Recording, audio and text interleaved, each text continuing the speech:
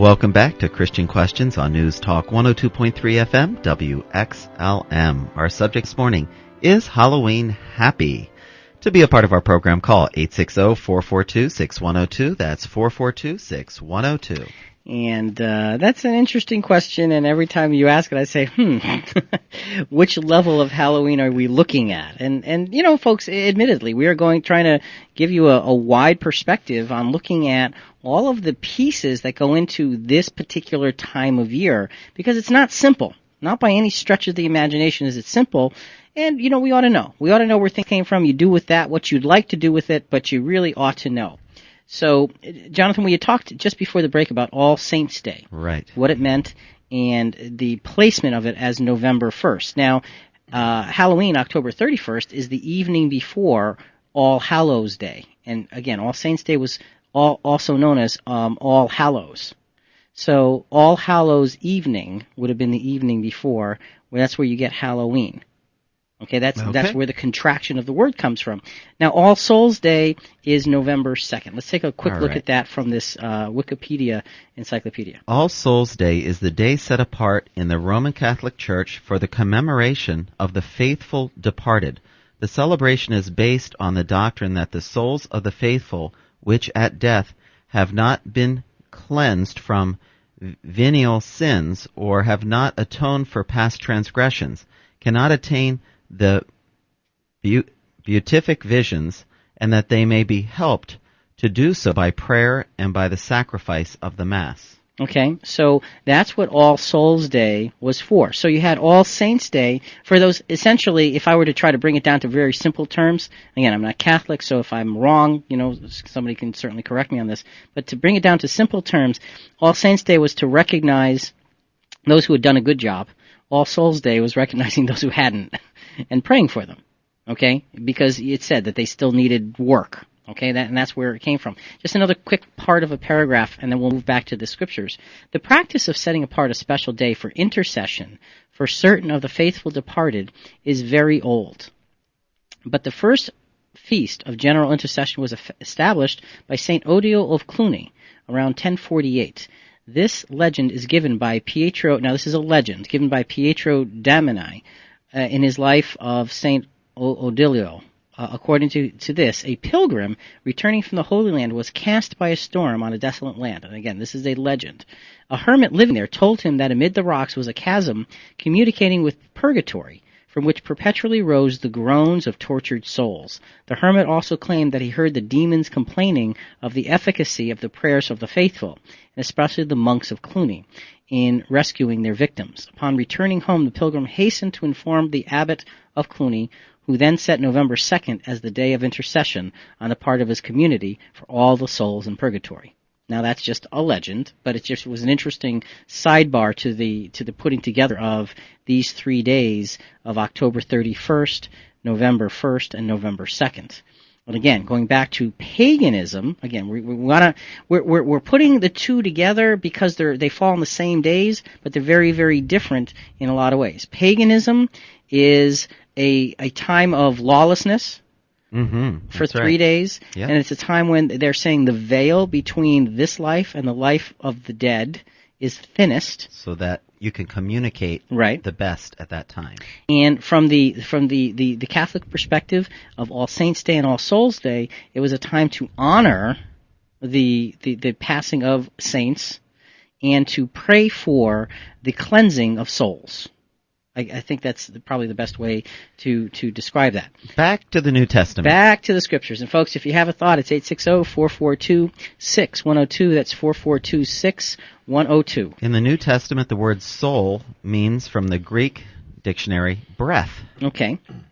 It's actually, when you look at that word for soul in the New Testament, it is the exact word for the Hebrew word soul we talked about in the first hour. Okay.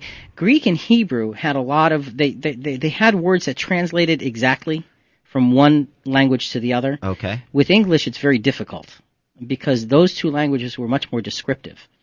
And so in this case, you have one of those words that was an exact translation of the Old Testament word for nephesh, is the Hebrew word. But let's take a look at a few uses of this word for soul in the New Testament. Matthew 6:25, Therefore I say unto you, take no thought for your life, that what you shall eat or what you shall drink, nor yet for your body, what you shall put on. Is not the life more than meat, and the body than raiment?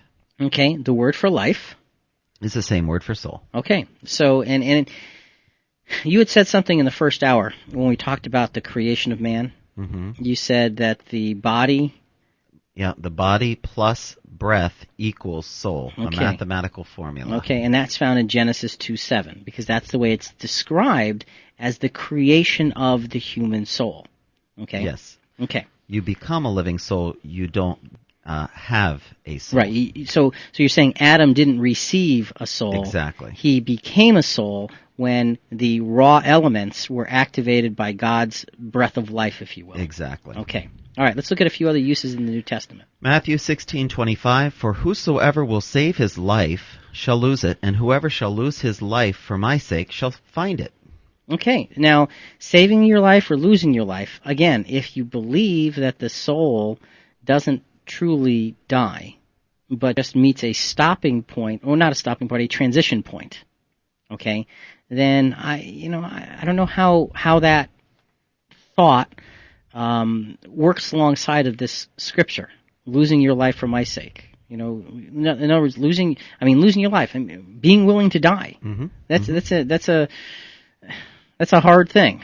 Okay, let a few more. Matthew 26:38, Then saith he unto them, My soul is exceedingly sorrowful, even unto death. Tarry ye here, and watch with me. And Jesus' own words, talking about his life, his soul, his being. It was sorrowful even unto death. And this was, as he was embarking on the beginnings of the greatest trial of his earthly life here. And he's saying that this is going to bring death. Mm-hmm. Very, very sad thing, but I think also a very revealing thing in trying to understand where the soul thing actually fits. Mark 8:36-37, For what shall it profit a man if he shall gain the whole world and lose his own soul? Or what shall a man give in exchange for his soul? So again, there's an interesting thought as to you can do a lot of trading off in your life. What were you going to give in exchange for your life? Okay? Yep. It's talking about the life as something that can be lost. Very interesting thought when you're talking about, okay, does it transition on or does it end?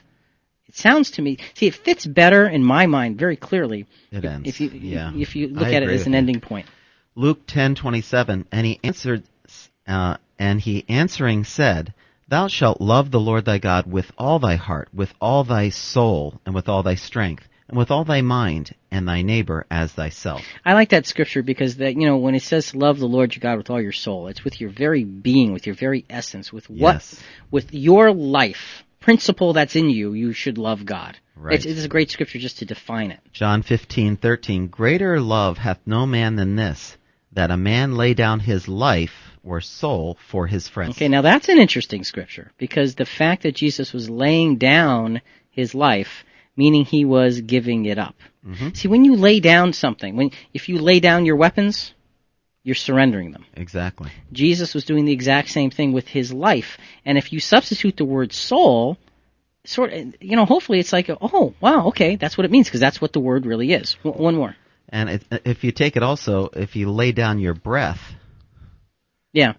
it really makes the point. Right, because then you've given it up, and Exactly. there's no more. Exactly. Acts 27:22, And now I exhort you to be of good cheer, for there shall be no loss of any man's life among you, but of the ship. Okay, so again, no loss of any man's, if it were to say soul. Now think about that, because again, if you look at a lot of the traditional Christian perspective on that, on what the soul is, it wouldn't fit very well in that scripture if you substituted the word soul, because it would be saying, I exhort you to be of good cheer, for there shall be no loss of any man's soul among you. Now, the thought would be that their eternal welfare wouldn't be lost. If they were on the boat. Right.